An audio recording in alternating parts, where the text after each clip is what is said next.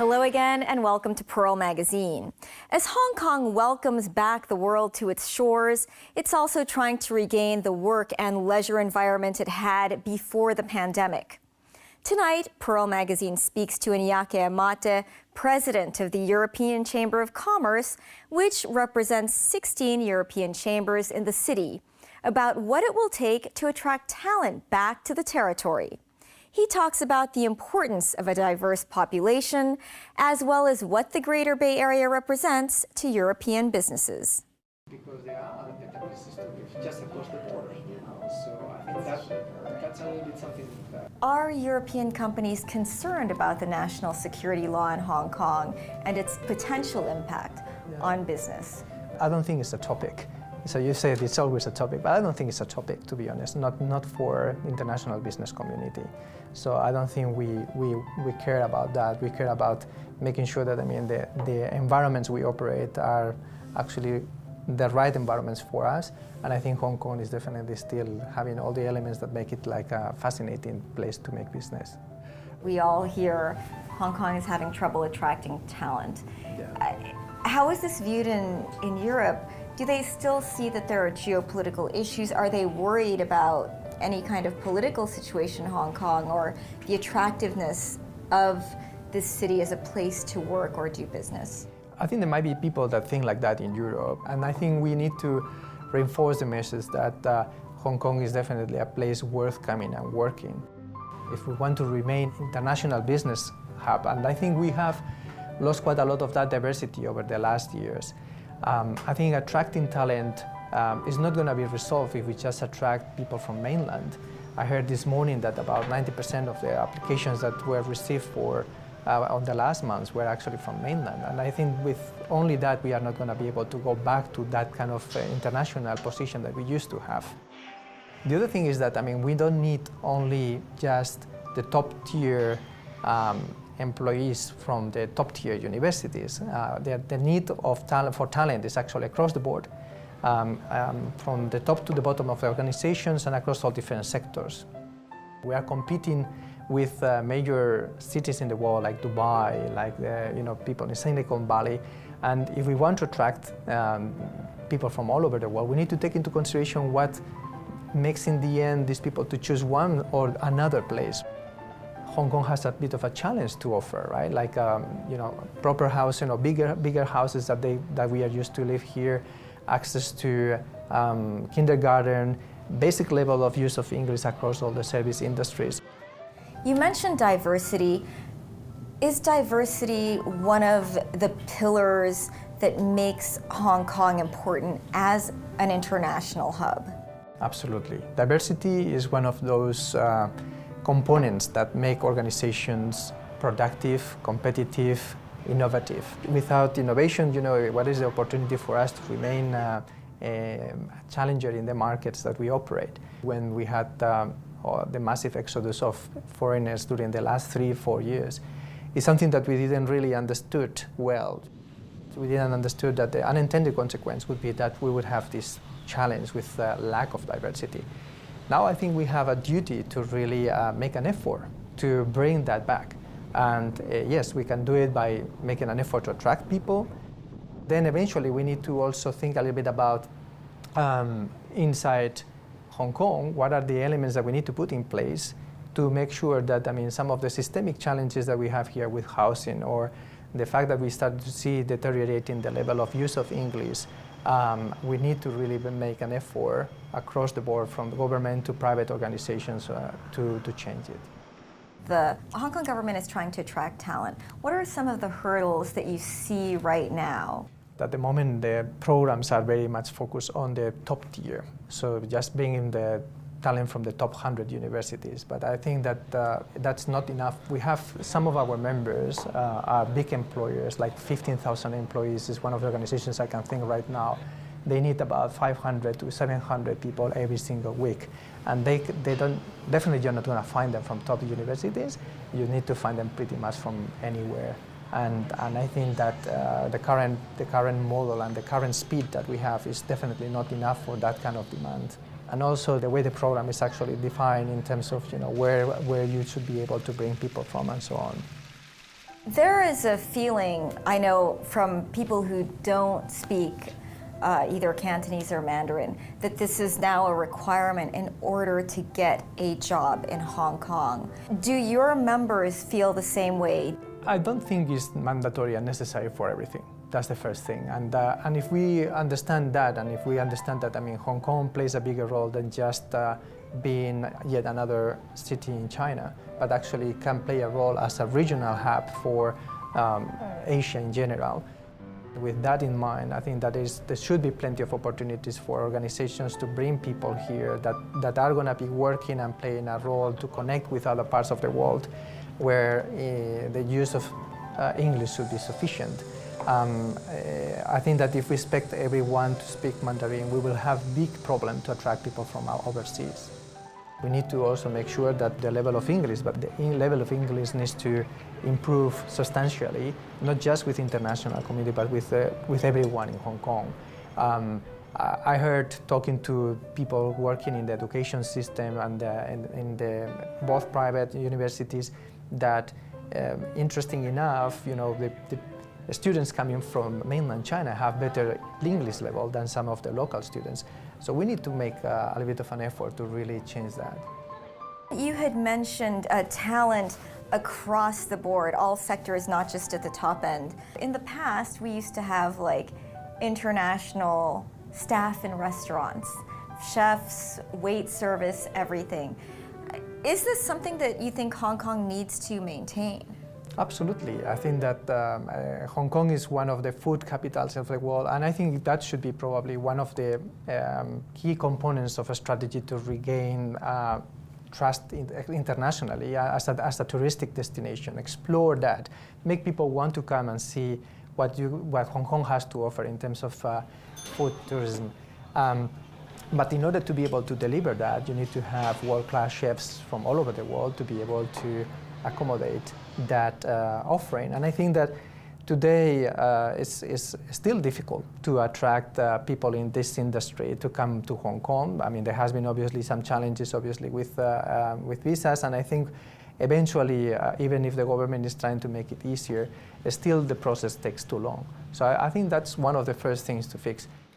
The Greater Bay Area is now a kind of brand for this area. Do people in Europe understand what is happening in the Greater Bay Area, or does there need to be more outreach on this? What they don't know is what goes on beyond that, right? I mean, I think that the concept of the GBA is still a bit abstract.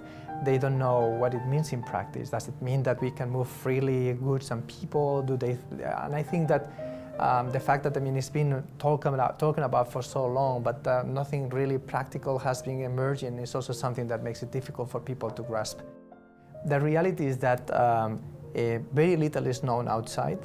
In Europe, I think there is a lot of misconception and not understanding of what GBA means, but especially around the big projects.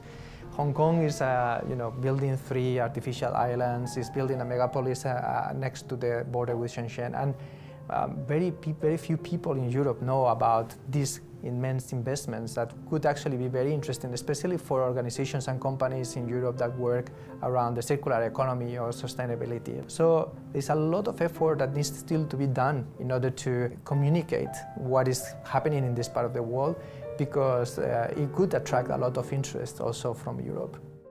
When you cross the border, you see that Shenzhen and all these places, they are becoming a lot more modern and a lot more futuristic, so it'll be more efficient, more what Hong Kong would like to be, but I mean, it is on the other side.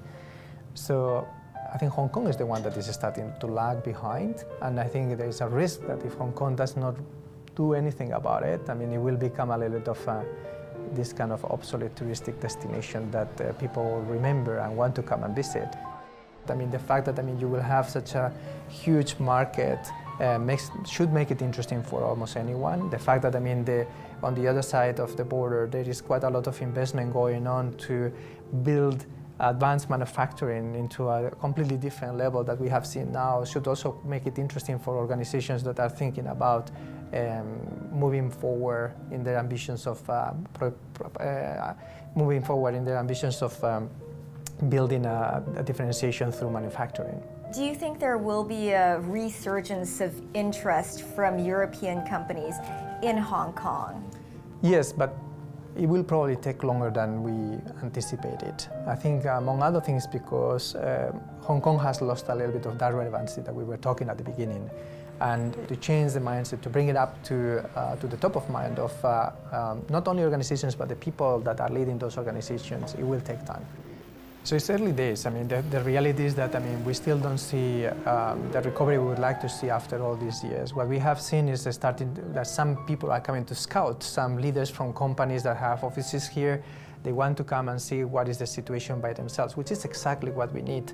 At the European Chamber, we need to be still considered, if you want to do business in this part of the world, the connection to China, the gateway to China, the fact that, it's a place where you can have, in a very single small place, the confluence of talent that we used to have makes it really unique for organizations.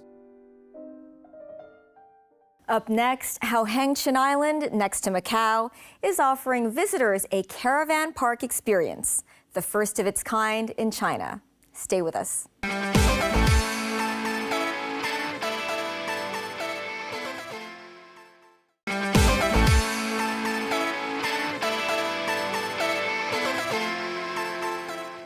Welcome back to Pearl Magazine.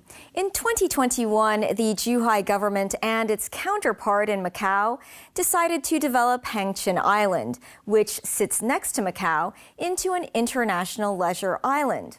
Since then, a number of large-scale entertainment and leisure projects have been completed.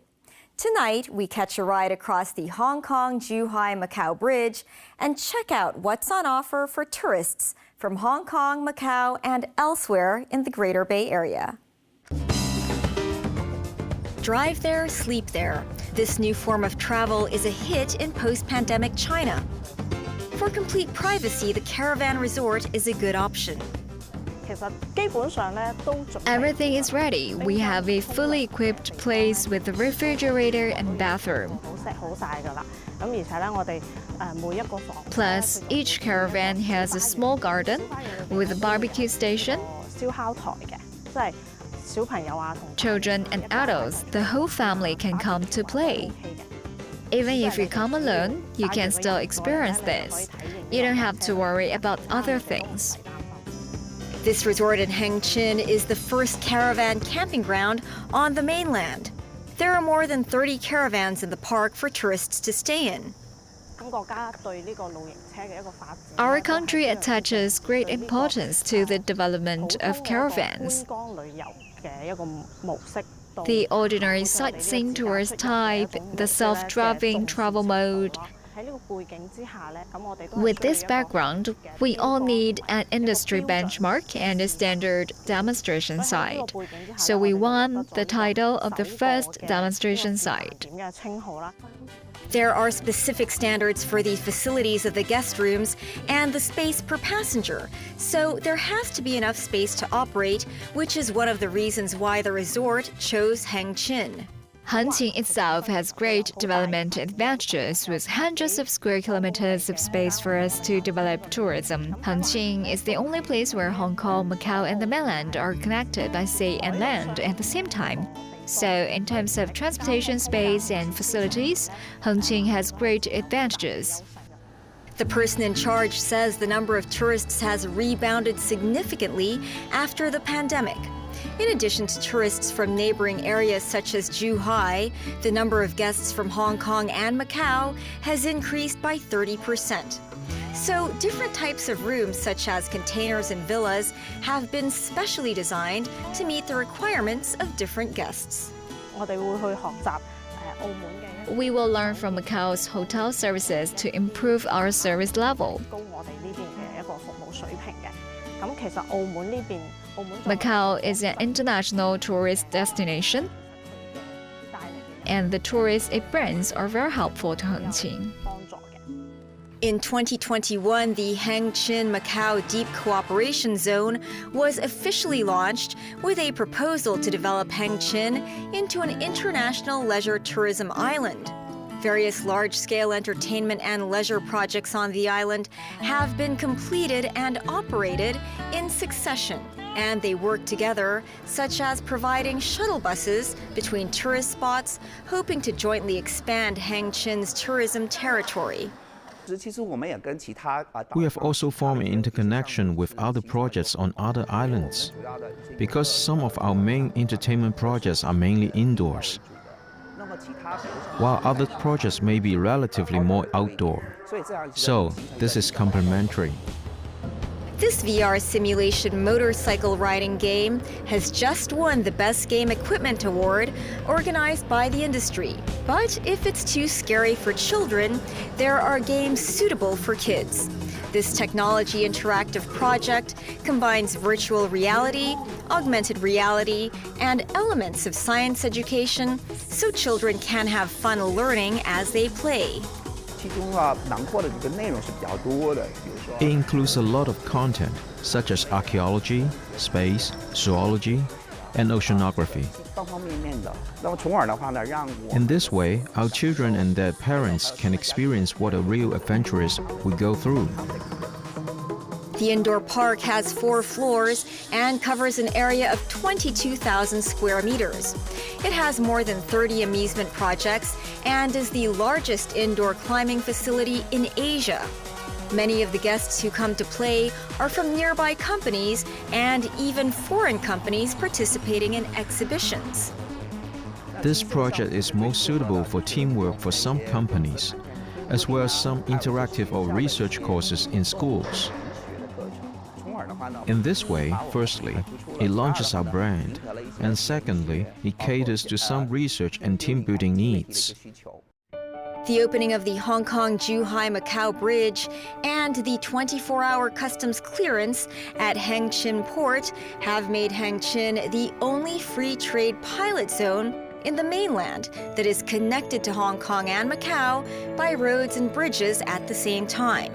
The group said that this unique geographical location has brought great benefits to tourism companies stationed there. In the past, Zhuhai HengQin was the farthest from Hong Kong because it was an upside-down U shape on the map. In the past, you had to drive and it might take 4 hours to connect. Of course, you can take the ferry, but they were not so frequent in the past. Since the completion of the Hong Kong-Zhuhai-Macau Bridge, the distance has been shortened. After you get on the bus at Tongcheng, you will have reached Zhuhai HengQin in 35 minutes. The second point is we are just between Hong Kong and Macau. It only takes 30 or 40 minutes to get from Hong Kong. If we want to go to Macau, step out of the hotel door and get on the bus. You only need 30 minutes to reach the destination. During the pandemic, the hotel mainly served mainland tourists from the Greater Bay Area. After the pandemic, the number of tourists from Hong Kong and Macau has increased significantly, and the occupancy rate on weekends is more than 90%.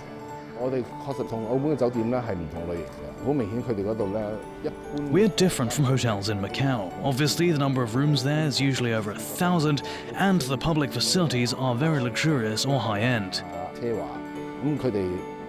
They have a different group of customers who come for gambling and entertainment. Their room rates, especially on days of high demand, can soar very high. Our hotel room rates are equal to mainland standards, but we are also uniquely endowed with good location and other benefits. We have been able to get good room rates too, but still cheaper than those in Macau, sometimes at least half the price. Macau's tourism industry has rebounded rapidly after the pandemic, and new cultural and tourism projects have been completed in succession. In February alone, 1.6 million tourists were received. How can HengQin, which was originally positioned as an extension of Macau's tourist area, complement Macau? From the National 12 Five-Year Plan, Macau has been designated as an international center of tourism and leisure. HengQin is positioned as an international leisure tourism island by the country.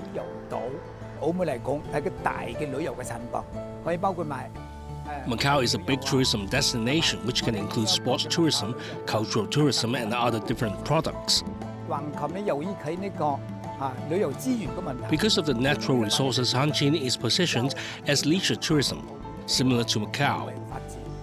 Making a different development plan can also make use of this complementary resource between our two places to jointly strengthen tourism cooperation in this region.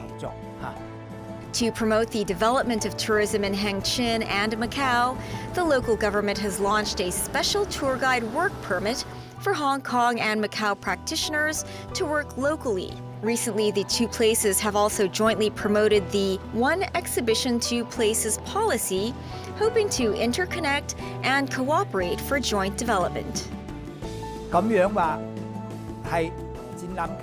In other words, during the exhibition period, many of our exhibitors